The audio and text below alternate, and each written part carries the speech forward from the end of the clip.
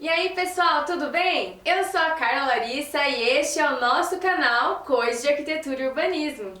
A partir de agora entraremos no mundo clássico, um mundo de estética e perfeição geométrica, o mundo dos filósofos e do berço da democracia. Estamos falando da Grécia, nós vamos adentrar no mundo grego. Como a Grécia é um país rico em cultura, rico em história, rico em arte, em arquitetura, a gente não vai conseguir falar tudo num vídeo só. Então vamos dividir em vários vídeos. E nesse primeiro a gente vai falar sobre a história da Grécia, para que quando a gente falar sobre arquitetura, vocês já consigam se localizar e contextualizar que parte da Grécia ou em que momento da Grécia nós estamos falando. A localização da Grécia hoje é ali ao sudeste da Europa, bem ao sul da Península Balcânica. Essa região ali da Península Balcânica, ela recebe esse nome por causa das montanhas ali dos Balcãs, então é uma região muito montanhosa. Lá são poucas as áreas que são boas para agricultura, pouquíssimas, tem até áreas que são boas, mas são muito poucas.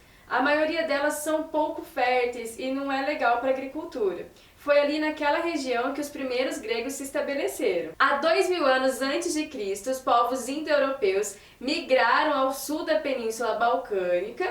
Esses povos eles eram de tribos nômades e ali quando eles migraram eles conseguiram se estabelecer. Hoje a gente chama eles de gregos, mas naquela época eles eram povos diferentes. Cada um foi migrando para uma região ali daquela parte e eles não eram conhecidos como um povo só, eles eram povos diferentes. Eram várias civilizações que tinham algumas características em comuns. Dentre elas, eles falavam que eles eram todos descendentes do Heleno, deus Heleno deles. Mas eles tinham bastante diferenças também entre si. Cada um tinha uma característica específica. Os primeiros povos que ali chegaram eram os jônicos, os eólios e os aqueus. Mais pra frente, depois, chega os dórios. Gente, os dórios chegaram lá, o povo já estava estabelecido. Os jônios, os eólios, os aqueus, já estava todo mundo estabelecido. Aí os dórios chegaram lá, chegaram depois de todo mundo e chegou arrumando treta com todo mundo que estava ali. Eles chegaram destruindo as civilizações que estavam ali. Algumas eles até destruíram as escritas daquelas pessoas. Destruíram tudo que tinha ali, destruíram tudo pra frente. Eles chegaram achando que podia mandar em tudo. Sabe aquele ditado, pega o bonde andando, quer sentar na janelinha e dá tchau? Isso aconteceu com os dórios. Eles acharam que eles podiam fazer isso lá. Como eles chegaram lá? Arrumando treta com todo mundo, brigando com todo mundo, botando o povo pra correr? Isso ocasionou a primeira diáspora grega. Essa primeira diáspora grega, os gregos que ali estavam, saíram daquela parte, porque os dórios estavam brigando com eles, e foram para outras partes da Europa. Hoje, onde é a Turquia, mas naquela época era chamada de Ásia Menor. Foi ali naquela parte que a maioria deles se estabeleceram. Passado um tempinho, os dórios deram uma sossegadinha lá no canto deles, pararam de ficar arrumando treta com o povo. Aí aqueles povos começam a se estabelecer e a gente começa a perceber como essas sociedades elas vão se organizando. E essa organização se dá em grupos familiares. Então vários grupos de famílias ali, cada uma tinha sua família e eles começam a se estabelecer dessa forma, em pequenos grupos familiares. Esses pequenos grupos familiares, como eles estavam numa terra que não era muito boa para a agricultura, algumas pessoas ficaram com terra boa, outras não. Então o que eles faziam? Cada um plantava um pouquinho e eles faziam uma relação de troca de alimentos, de produtos entre si. Eles começaram a trocar esses alimentos para conseguirem sobreviver. Esses pequenos grupos familiares, eles são chamados então de genos. E aí por isso nasce a sociedade gentílica da Grécia. Vocês perceberam uma coisa? Que essas famílias, cada uma tinha um pedacinho de terra para si, um pedacinho de terra para chamar de seu. O que acontece então? Nesse momento nasce a propriedade privada. Embora o filósofo John Locke vá dizer que a propriedade privada é um direito natural do homem anterior à formação do Estado, historicamente é nesse momento que a gente percebe então que nasce a propriedade privada, que as pessoas conseguem ter um pedacinho de terra para chamar de seu. E aí, como teve famílias que conseguiram terras férteis, outras não conseguiram terras tão férteis, o que aconteceu? Essas famílias que não conseguiram terras tão férteis, elas não quiseram continuar ali. Elas falaram assim, se eu não posso pegar aquilo que é deles, porque agora a gente tem propriedade privada. Então ela não podia pegar aquilo que era do outro, daquela outra família. Se eu não posso pegar aquilo que é dele e a minha terra não é tão fértil, eu vou procurar outro lugar. Então isso vai ocasionar a segunda diáspora grega. Nessa segunda diáspora grega, a gente percebe que os gregos vão mais longe. Eles conseguem chegar até mesmo na Península Itálica. Então, com as famílias que ficaram ali, com o que restaram, quando elas começam a se assentarem, se estabelecerem, a gente percebe então que nasce as famosas polis. O que são as famosas polis? As famosas polis são as cidades-estados. É como se fossem pequenos países. Então a gente tinha grupos ali de pessoas, e esses grupos de pessoas é como se eles formassem pequenos países, por isso que é chamado de cidades-estados, porque eles tinham autonomia, tinham liberdade ali entre eles, dentro ali daquele pequeno grupo, eles tinham liberdade para mandar, desmandar e fazer o que quiserem. Então, por isso é chamado de cidades-estados. Essas polis, gente, elas até estabeleciam relações comerciais entre uma e outra. Algumas também faziam alianças militares. Quando precisavam, elas se juntavam e iam lá para defender o território ali. Já outras, às vezes, viviam brigando direto, como é o caso de Esparta e Atenas. Esparta, eles são oriundos dos dórios. Lembra dos dórios, né? Que chegou lá brigando com todo mundo, né?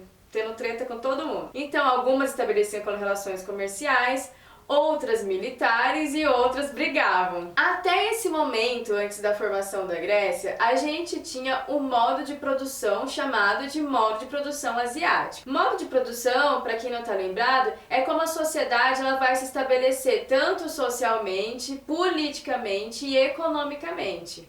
Como a sociedade se rege é chamado de modo de produção. A gente tem vários modos de produção. Tem o modo de produção asiático, o escravista, o feudal, o capitalista, o socialista, o comunista, tem vários. Então, até esse momento a gente tinha o modo de produção asiático, que nasceu ali na Ásia, e é como as pessoas viviam em sociedade. Esse modo de produção, o rei, o imperador, ele era detentor de todo o poder. Todas as terras eram deles, eles eram representação divina, a economia deles era mais agricultura. Esse é o modo de produção asiático. A partir de agora, da Grécia, a gente tem o surgimento de modo de produção escravista. Nesse modo de produção escravista, a gente vê que os escravos é diferente do modo de produção asiático.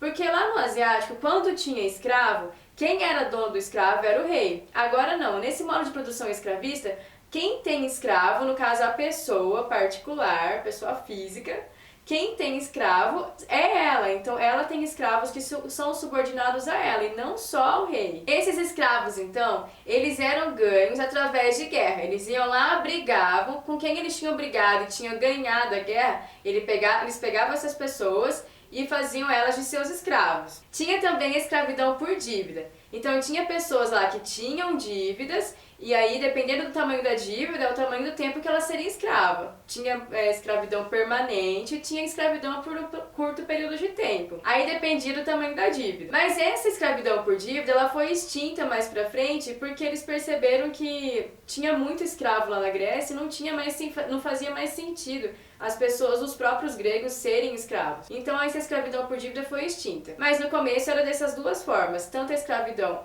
por derrotados de guerra e tanto por dívida. São várias as polis que se estabeleceram ali naquela região, mas nós vamos falar de duas mais importantes, que é Atenas e Esparta. Elas têm algumas características em comuns com as outras polis e algumas divergentes. Mas para não ficar tão extenso, vamos falar só das duas. Atenas ficava na Península Ática, a poucos quilômetros de Esparta. A organização social de Atenas era dividida em duas classes, em cidadãos e não cidadãos.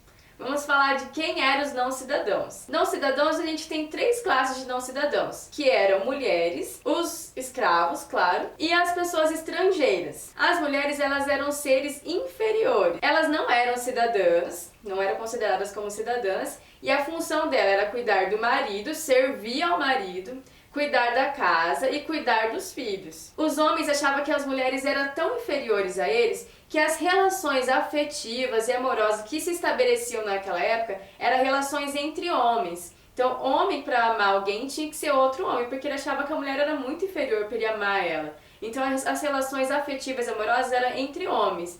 A gente vê isso também no Alexandre o Grande. O grande amor de Alexandre foi Hefesto. Ele se casou com Roxana, alguns dizem que teve filhos, mas o grande amor da vida dele foi um amigo de infância dele chamado de Hefesto. O outro grupo são os metecos. Quem são os metecos? Eles são comerciantes, na maioria das vezes são comerciantes e artesãos, porque até tinha alguns gregos comerciantes e artesãos. Mas a maioria dos comerciantes e artesãos eram estrangeiros, vindos de outros lugares. Eles recebem o nome então de metecos. Já para ser cidadão em Atenas, ele tinha que obrigatoriamente ser homem, nascido em Atenas, filho de pais atenienses e ter algumas posses de terra. Esses homens eles eram chamados de eupátridas. E são esses eupátridas que vão se reunir em praças públicas para discutirem a política de Atenas. Chegaram a ter 43 mil pessoas, gente, reunidas em praças públicas para falar da política. Então já dá para imaginar que esse lugar tinha que ser um lugar grande, né? E a Grécia, ela é mundialmente conhecida como o berço da democracia. Isso porque lá em Atenas criou-se a Bulé. A Bulé inicialmente tinha 400 pessoas, porque depois esse número muda, vai para 500 pessoas. E quem fazia parte da Bulé eram cidadãos, claro, ali da Grécia, que eram eleitos por votos. E quem podia votar era só cidadão.